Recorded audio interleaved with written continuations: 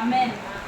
అంటే మన స్తుతులు చెల్లించవలసిన వారమై ఉన్నాం కాబట్టి మనం ఎన్ని స్తుతులు చేసినా కానీ అయ్యి మన జీవితకాలం అంతా మనం స్తుతించినా కానీ అది అమ్మో నేను ఎంత స్తుతించేశాను, లేకపోతే ఎంతసేపు నేను దేవుని కనపరిచేశాను, లేదు ఎంతసేపు దేవుని ప్రార్థన చేసేసాను అనుకుంటానికే లేదు.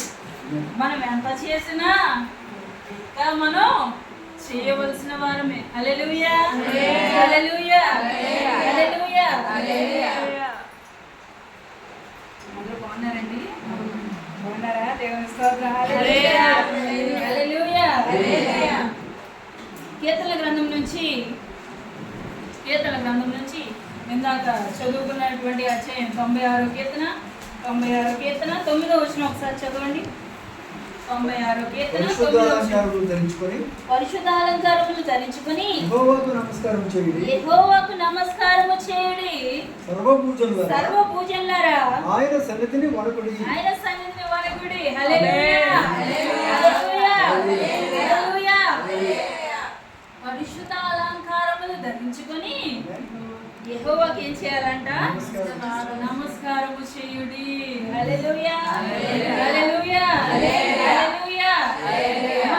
మనం సేవించేటువంటి దేవుడు ఎలాంటి వాడు అంటే, మనం కొలిచే దేవుడు, లేకపోతే మనం ప్రేమించిన దేవుడు, మనం సేవించిన దేవుడు ఎలాంటి వాడు? ఆయన గుణగణాల గురించి ఎవరన్నా చెప్పాలి అంటే ముందుగా ఏం చెప్తావు? అమ్మ మీ దేవుడు ఎలాంటి వాడు అంటే, అమ్మ నువ్వేం చెప్తావు? పరిశుద్ధుడు. నువ్వేం చెప్తావు? ప్రేమ గలవాడు. నువ్వేం చెప్తావు? కృప గలవాడు. నువ్వేం చెప్తావు? దయ గలవాడు. హల్లెలూయా హల్లెలూయా. అంటే ఆయన గుణాతిశయములను ప్రచురపరిచేవాడిగా మనం ఉండాలంట. ఆయన గుణగణాలను ఎలా ప్రచురం చేయాలి? మనం ఒకవేళ ప్రచురం చేయాలి అంటే, ప్రచురించడం అంటే ప్రకటించడం, తెలియజేయడం. ఎలా తెలియజేయాలి అంటే, పరిశుద్ధాలంకారములు ధరించుకొని యెహోవాని ఏం చేయాలంట? యెహోవాకి నమస్కారం చేయాలంట, సాగిల పడాలంట ఆయన సన్నిధిని. హల్లెలూయా హల్లెలూయా. ఎందుకంటే మన దేవుడు ఎలాంటి వాడండి? ఎలాంటి వాడు? మొదటి పేతురు 1వ అధ్యాయం 14వ వచనం చూడండి. మొదటి పేతురు రాసిన పత్రిక 1వ అధ్యాయం 14వ వచనం. నేను పరిశుద్ధుడై ఉన్నాను గనుక మీరును పరిశుద్ధులై ఉండుడని వ్రాయబడింది. హల్లెలూయా హల్లెలూయా. మన దేవుడు ఎలాంటి వాడండి?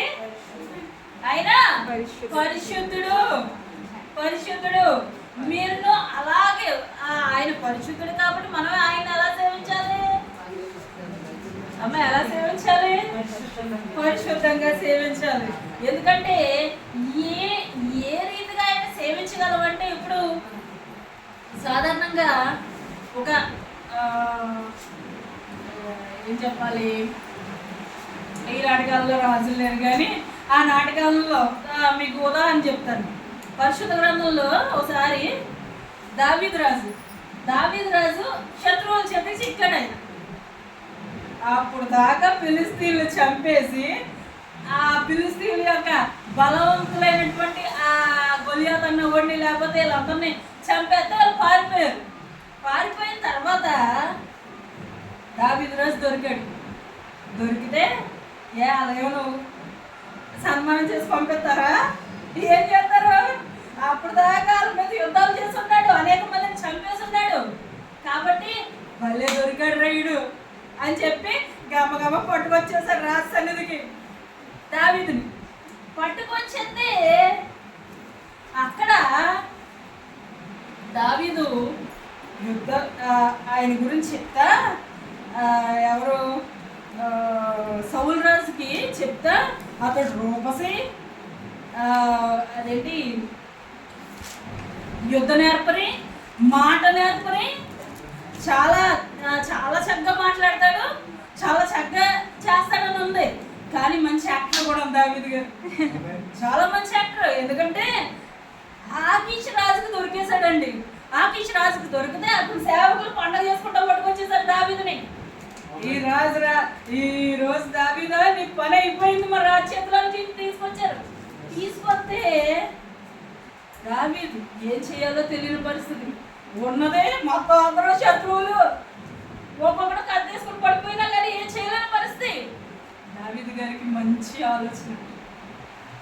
ఆలోచన ఏంటంటే, వెళ్ళి నేను ఇప్పుడు ఇలా మాట్లాడుతూ ఉన్నా, నేను మానేసి అంతా చేసి ఇలా గోడలు ఇలా అనుకుంటాను, లేకపోతే జుట్టు ఇలా పీకేసుకుంటాను, లేకపోతే బట్టలు లాగేసుకుంటాను, ఇలా తిరగాను అనుకోండి, ఏమంటారు మీరు? ఏమంటారు? ఇప్పుడు బాగానే ఉంది కదా, ఏమైపోయింది అంతేనా? దావీదు రాజు కూడాను ఆ గోడల మీదకి వెళ్ళంట, అక్కడ ఏంటి ద్వార పథకాలు ఉంటాయి కదా, ఆ పథకాల మీదకి వెళ్ళి ఇలా తీసేస్తున్నాడంట, రాసేస్తున్నాడంట, ఉమ్ము కాచేసుకుంటున్నాడంట. ఉమ్ము కాచేసుకొని పెచ్చుడులాగా జుట్టు పీకేసుకొని బట్టలు కూడా ఎన్నో రకరకాలుగా చేసుకుని ఉండాలి. అక్కడ అంత దాకా చేశాడంటే, ఎందుకంటే రాజు ఉన్నవాడు ఏమన్నాడో తెలుసా? అరే నా సన్నిధిలోకి రాజు సమక్షంలోకి పిచ్చి చేష్టలు చేయడానికి పిచ్చోడు నెట్టుకొచ్చారా మీరు?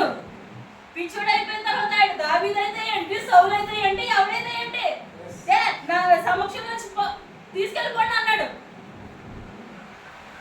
నాకు అది చదివినప్పుడు అనిపించింది, ఓహో దావీదు గారు మంచి యాక్టర్ కూడా, ఆయన నటుడు. అలా చేశాడు కాబట్టి రాజు ఏమన్నాడు, అరే ఆయన పంపించండి, ముందు పంపించండి అంటే బయటకు వచ్చేసిన తర్వాత మంచిగా యెహోవా నా బలమా యథార్థమైనది నీ మార్గం పరిపూర్ణమైనది నీ మార్గం.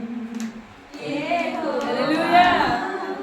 అలా పాటలు పాడుకుంటూ వచ్చేవాడు అక్కడ నుంచి దర్జాగా. కానీ అక్కడ దావీదు రాజు ఏమవ్వాలండి? చచ్చిపోవాలి. కానీ అక్కడ ఏం చేశాడు? తను తప్పించుకున్నాడు. మన సబ్జెక్ట్ అక్కడి నుంచి వెళ్ళింది, అక్కడ అవ్వలేదు. అంటే ఇప్పుడు రాజు దగ్గరికి పిచ్చోడిని తప్పితే, పిచ్చి చేష్టలు చేసి ఓడి తప్పితే ఏమన్నాడు రాజు? బయటకు పంపించేశాడు. ఓ ఎమ్మెల్యే కానీ ఓ ఎంపీ కానీ వచ్చినప్పుడు గబగబా చింపురుగా ఉన్న ఆ గడ్డతోటి జుట్టుతోటి చిరుపల్లి బట్టలతోటి వెళ్ళి ఎమ్మెల్యే గారు అని పట్టేసుకున్నారు అనుకోండి, ముందు రానేస్తాడా? ముందు గన్మెన్లు అడ్డేస్తారు, లేకపోతే అవన్నీ ఆపినా కానీ ఒకవేళ పట్టుకున్నప్పుడు ఏంటంటే ముందు ఎమ్మెల్యే ఏం చేస్తాడు? అంత అలాంటి వాడికైనా మనకే గమ్ముని బయట ఎక్కడన్నా మార్కెట్లోని ఈ మధ్య ఇది ఒకటి ఎక్కువైపోయింది. రకరకాల మాఫియాలు, అంటే బెగ్గింగ్ మాఫియా కింద తయారైపోయి వెళ్ళి అక్కడ ఏదన్నా వస్తువు కొనడానికి ఆగితే వచ్చి జోబీలు ఉన్నాయి కదా, వాళ్ళు నెమ్మదిగా చెయ్యట్టుకుంటారు. చెయ్యి విడిపించుకొని లోపో చెయ్యి జోబీలో వెళ్ళిపోద్దలాగా అలా శాఖశక్తులు అనమాట. ఎలాంటివి అని నేను ఇలా పట్టుకుని ఉండమ్మా ఒకసారి ఉండు, మనం ఏం చేద్దాం? చిరాకు పడతాం. మరి మన దేవుడు పరిశుద్ధుడై ఉన్నప్పుడు మనం పెచ్చగా మన ఇష్టానుసారంగా మన దుర్మార్గంతో, మన దౌష్ట్యంతో, మనకు ఉన్నటువంటి లోక సంబంధమైనటువంటి రకరకాలైన ఆశలతోటి మనం జీవిస్తూ ఉన్నప్పుడు ఈ రకమైనటువంటి పరిస్థితుల్లో మనం దేవుని దగ్గరికి వెళ్ళగలమా? వెళ్ళలేం. ముందే అడ్డు వచ్చేస్తాయంట. యెహోవా దేవుడే చెప్తున్నాడు, అమ్మ రక్షింపనేరవి ఉన్నట్లు నా హస్తాలు పొడుచుకాలేదు, నా చెవులు మందం కాలేదు, వెన్నెరవి ఉన్నట్లు నా చెవులు మందం కాలేదు. ఏం వస్తున్నాయంట అడ్డుగా? మీ పాపాలు వచ్చేస్తున్నాయి అన్నాడు యెషయా గ్రంథంలో 159 ప్రియమైన వాళ్ళారా. అంటే మన పాపాలు దేవుని సన్నిధికి మన మొరకుండా ఏం చేస్తాయి? అడ్డుకుంటాయి. మన మొరలు దేవుని సన్నిధికి వెళ్ళాలంటే మన దగ్గర ఏముండాలి? పరిశుద్ధత ఉండాలి. ఎందుకంటే పరిశుద్ధత లేకుండా ఎవరిను చూడంట. హల్లెలూయా. హల్లెలూయా. 12:14 ఉంటుంది అది. పరిశుద్ధత లేకుండా ఎవరు కూడాను ప్రభువుని చూడలేరు. మరి ప్రభువుని చూడాలి, ఆయన స్వరం వినాలి అంటే ముందు మన దగ్గరే ఉండాలి, పరిశుద్ధత ఉండాలంట. పరిశుద్ధత ఉండాలి. ఇదే మాట కొలసీలు రాసిన పత్రిక 3వ అధ్యాయం తీయండి. కొలసీలు రాసిన పత్రిక 3వ అధ్యాయం 12వ వచనం చదవండి ఒకసారి. పౌలు భక్తుడు ఏమంటాడు చూడండి. కొలసీ పత్రిక, కొలసీ సంఘానికి రాస్తూ 3వ అధ్యాయం 12వ వచనం. దేవుని చేత ఏర్పరచబడిన వారును పరిశుద్ధులను ప్రియులైన వారికి తగినట్టుగా జాలిగల మనసును ఏంటమ్మా జాలిగల మనస్సును దయాళుత్వమును వినయమును సాత్వికమును దీర్ఘశాంతమును ధరించుకొనుడి. ఆ కింద వచనాల్లో 14వ వచనంలో ఉంటది కదా. వీటన్నిటికీ అనుబంధమైనటువంటి పరిపూర్ణమైనటువంటి ప్రేమను ధరించుకోమని ఉంటది. అంటే అమ్మ పరిశుద్ధులు ఏర్పరచబడిన వారికి ఉండవలసిన లక్షణాలు ఏంటంట? పరిశుద్ధులకి తగిన మన పరిశుద్ధులం కాదు కదా, మనకెందుకు?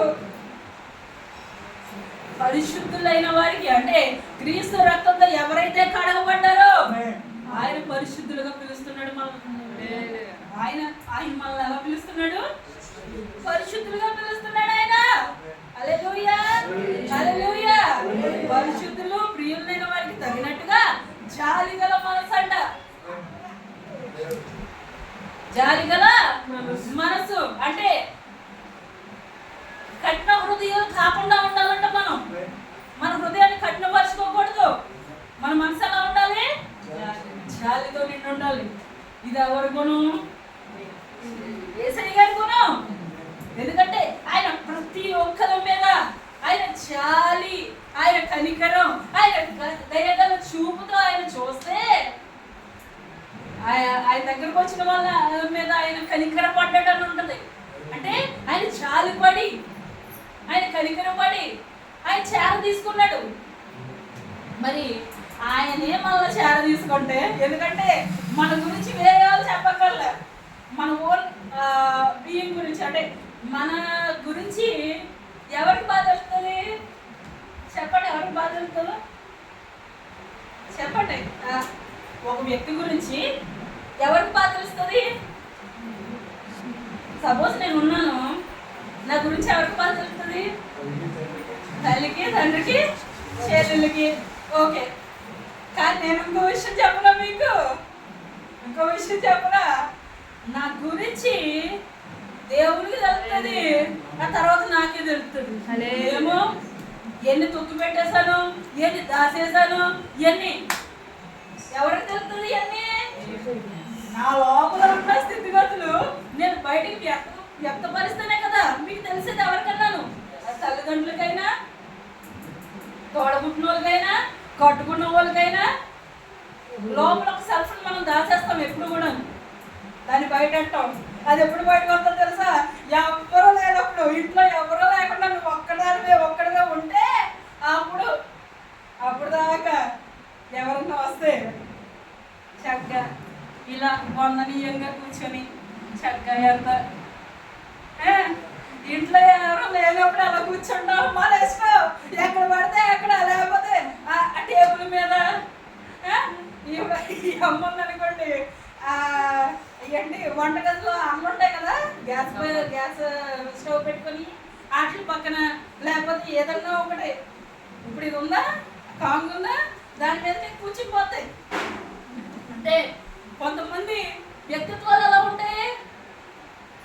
అందరూ ఉన్నప్పుడు మనం అలా చేయలేం, ఎవరో లేనప్పుడు మాత్రం మన ఇష్టానుసారంగా చేస్తాం. కానీ మనకంటూ ఒక మనస్సాక్షిని ఇచ్చాడు దేవుడు. ఆ మనస్సాక్షి ఏం చేస్తుందో తెలుసా? నువ్వు చేసే పని తప్పు, ఎక్కడన్నా తప్పు చేస్తాయి, ఎక్కడన్నా పొరపాటు చేస్తుంటే, లైన్ అన్నది మనం క్రాస్ చేస్తుంటే నువ్వు చేసే తప్పు కాదు. అది ఎవరి హెచ్చరికో తెలుసా? మనలో ఉన్నటువంటి పరిశుద్ధాత్మ హెచ్చరిక. మనం హెచ్చరిస్తూ ఉంటది. అది పాపం, దాని జోలికి వెళ్ళావా నేను లాగేస్తుంది. అది ముందు మామూలుగానే ఉంటుందండి, జస్ట్ ఆకర్షణ. ముందు జస్ట్ ఆకర్షణ అది. కానీ తర్వాత ఎలా ఉంటుందో తెలుసా? దాంట్లో నుంచి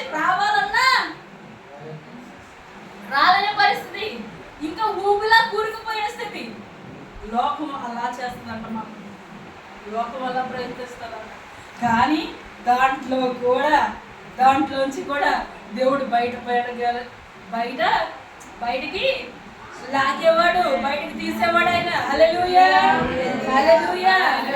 కాబట్టి జాలిగల మనసు, వినయం, సాత్వికం, దీర్ఘశాంతం.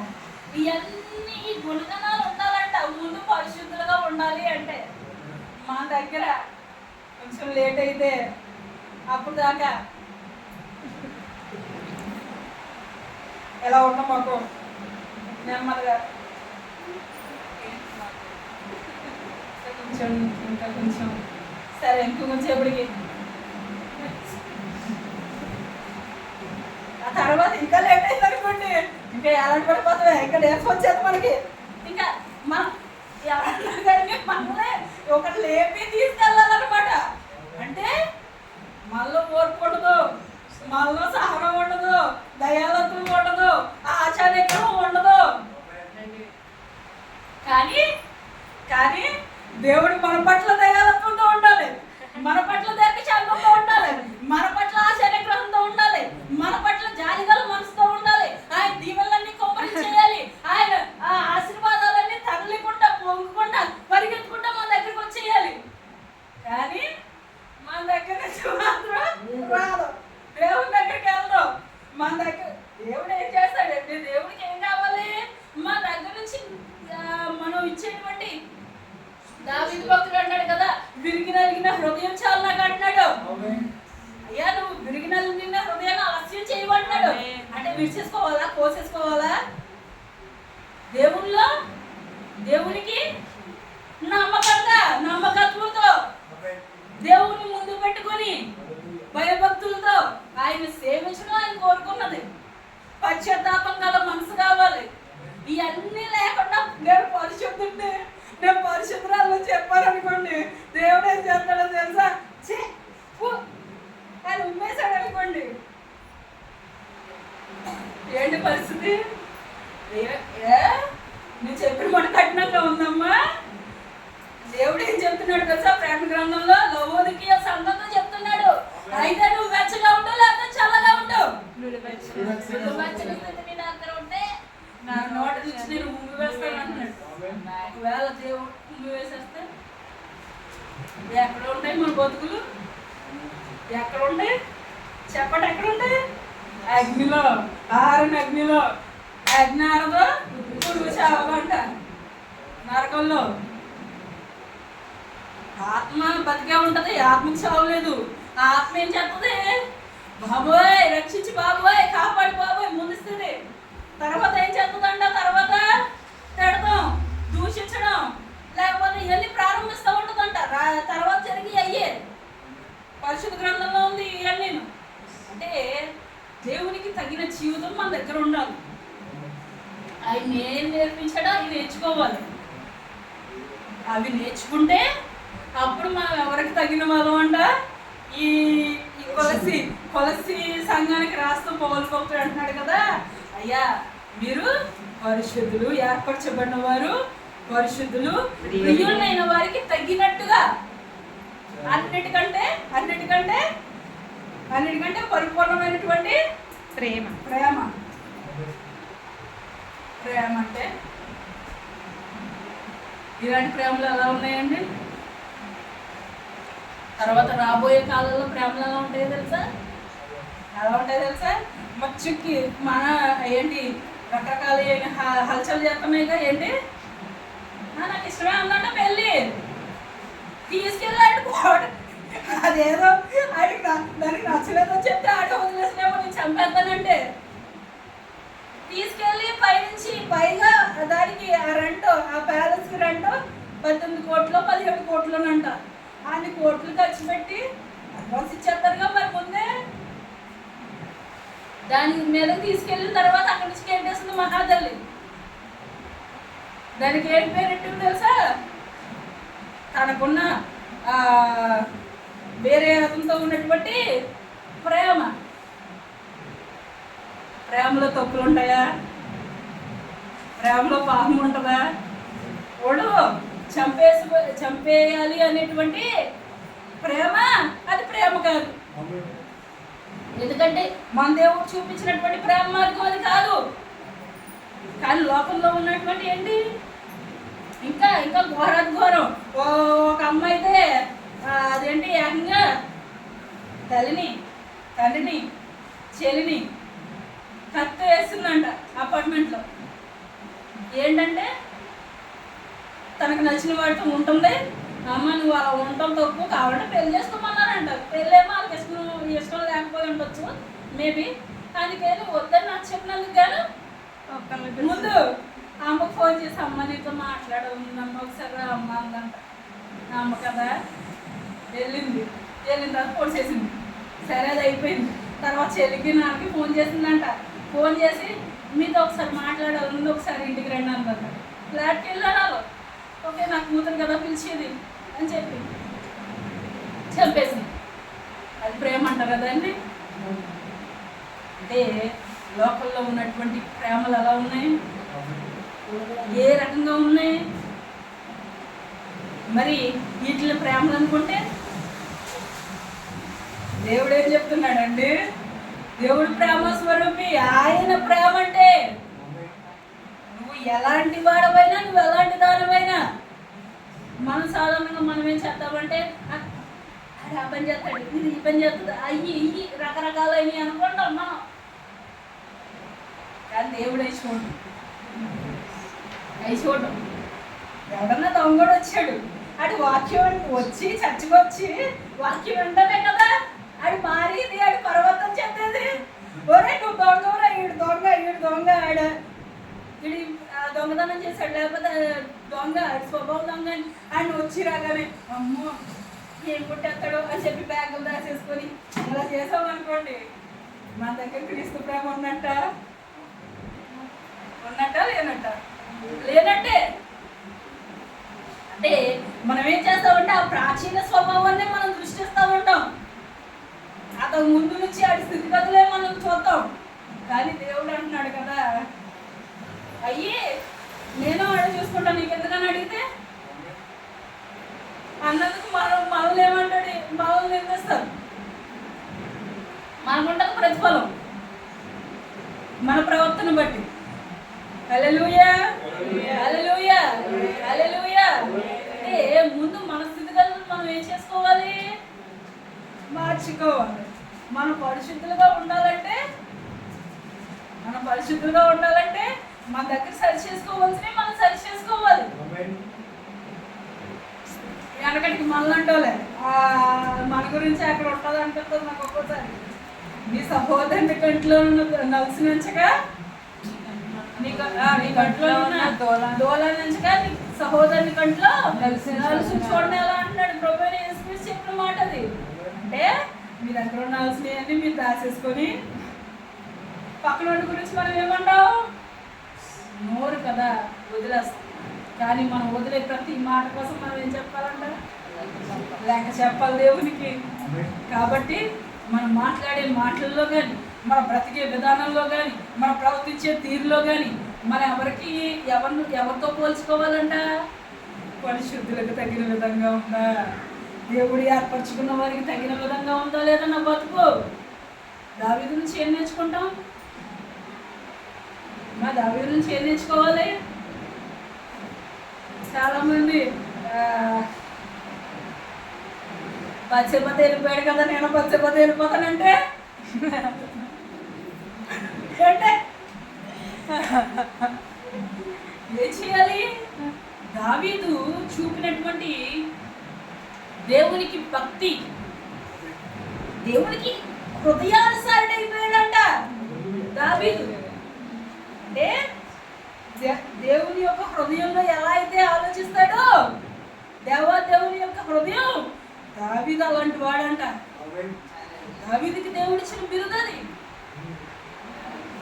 ఎందుకంటే అతను చంపాలని చూసి మళ్ళీ తరిమేసిన మళ్ళీ మళ్ళీ మళ్ళీ మళ్ళీ అలా ఆ ప్రాంతాల్లో ఒక ప్రాంతం నుంచి ఒక ప్రాంతానికి అడవుల్లో, కోటల్లో, పొట్టల్లో, పొగల్లో అన్ని చోట్ల తరుముతూ ఉన్నా కానీ సౌలు దొరికినప్పుడు 2 సార్లు దొరికాడు. సౌలు 2 సార్లు. ఒకటేమో గుహలో దొరికాడు. గుహలో దొరికితే వస్త్రపు చెంగు కోసుకొచ్చేసాడు దావీదు. అయినా కానీ ఆ వస్త్రపు చెంగు కోసినప్పుడు దావీదు హృదయం అంట నొచ్చుకుందంట. అయ్యో, ఇతడు యెహోవా చేత అభిషేకం నొందిన వాడే, ఇతడు యెహోవా చేత అభిషేకం నొందిన వాడు, ఇతను నేను ఇలా చెయ్యొచ్చా? మరి సౌలరాజు ఏం చేస్తున్నాడు? ఈడు ఎక్కడ దొరుకుతాడా, ఈడు చంపేద్దామని సౌలరాజు తిరుగుతున్నాడు. 2సారి దొరికాడు. అందరూ పడుకుంటే పక్కన వాళ్ళు అన్నారు కదా, మా అక్కడ దావీదు రాజు పక్కన మన పక్క వాళ్ళు ఉన్నట్టే ఉన్నారు అక్కడ అన్నాడు కదా. ఇగో యెహోవా దేవుడి చేతికి ఈ రోజు అప్పగించేశాడు, వీటితో ఒక్క దెబ్బకి నేలకు నాటేస్తాను అన్నాడు. అభిషేక్ యెహోవా దేవుళ్ళు అభిషేకించిన వాడిని ముట్టకూడదు. ఈనాటి కాలంలో ఎలా అయిపోయిందో తెలుసండి మన వల్ల. మొన్న ఒకసారి బయటికి వెళ్తానండి, కూరగాయలు లేకపోతే నేను తీసుకుంటాకి వెళ్ళి ఆటోలో కూర్చొని ఉన్నా. అంటే మమ్మీ వెళ్ళింది, నేను ఆటోలో కూర్చొని ఉంటే ఇద్దరు అమ్మలు వెళ్తున్నారు. ఆవిడ ఎదురయ్యి మాట్లాడుకుంటున్నారు. ముందు 100 అమ్మ అంటే 100 ఉంది. ఓహో, ఓకే, మన పరిస్థితులే కదా అనుకున్నాను నేను. ఓకే అని చెప్పి పక్కనే, అంటే ఆటో పక్కనే మాట్లాడుకుంటున్నారు. నేను ఆటోలో కూర్చున్నాను. ఆటో పక్కన వెనకాల నుంచి మాట్లాడుకుంటున్నారు. ఒక్క 10 నిమిషాల్లో అలా మాట్లాడుకున్నది అటు చేసి అంతా మొత్తం చుట్టేస్తారు. మొత్తం వాళ్ళ ఇళ్ళ గురించి, వాళ్ళ బంధువుల గురించి, ఆ తర్వాత సంఘం గురించి వచ్చింది. సంఘం గురించి వస్తే ఒక అమ్మ అందే ఆవిడతోటి,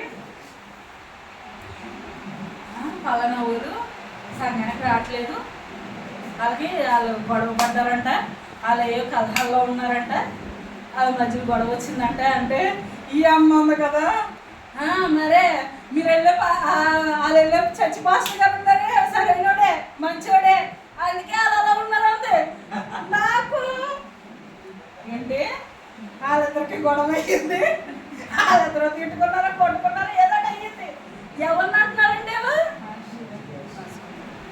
అంటే తేరగా దొరికేస్తారు కొంతమంది. నేను అనుకున్నా, ఓహో మంచోళ్ళు, చాలా గొప్పలు అన్నమాట అని చెప్పి. సాధారణంగా మనం కూడా చాలాసార్లు మనకు ఆశీర్వాదాలు కావాలి, మన ప్రార్థన ప్రతిఫలాలు కావాలి.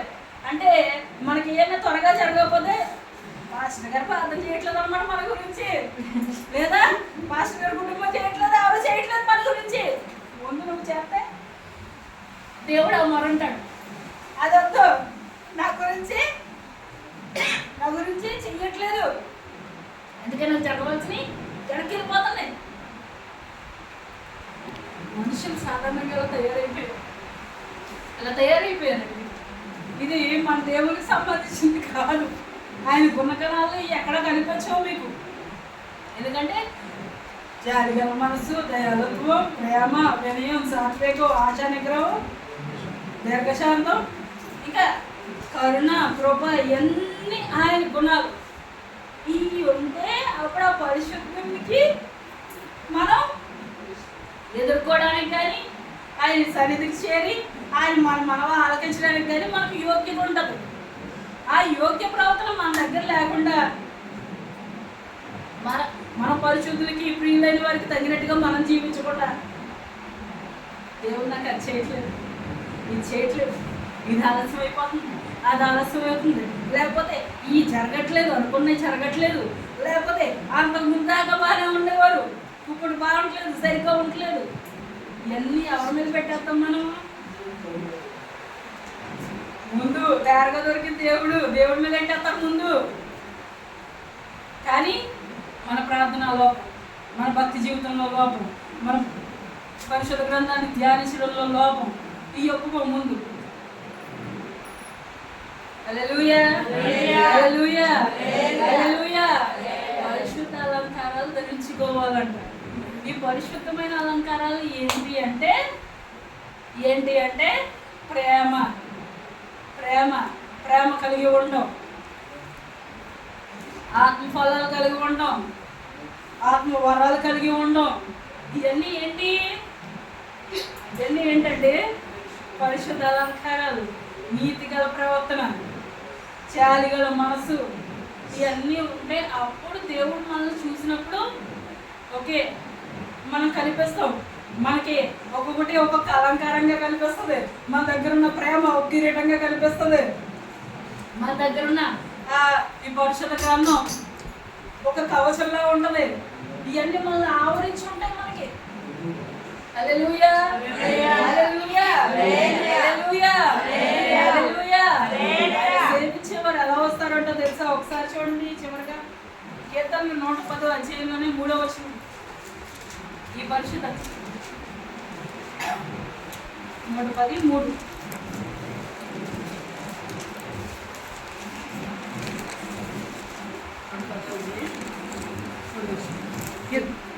యుద్ధ సన్నాహ దినమున నీ ప్రజలు ఇష్టపూర్వకంగా వచ్చెదరు.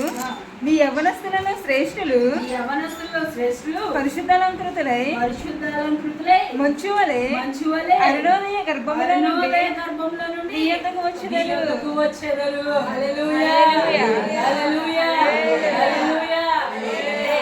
నీ దగ్గర పరిశుద్ధాలంకారాలు నువ్వు ధరించుకొని ఉంటే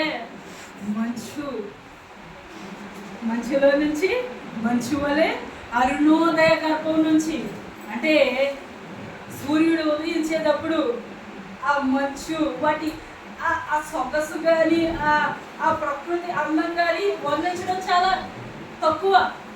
మనం ఎంత వర్ణించినా కానీ ఆ అందాన్ని మనం కళ్ళతో చూస్తే కొన్ని ఫొటోస్ మనం ఏదైనా ఫొటోస్ చూసినప్పుడే మంచు పర్వతాలు, ఆ మంచు కొండలు ఎంత ఆహ్లాదకరంగా ఉంటాయి మనకి.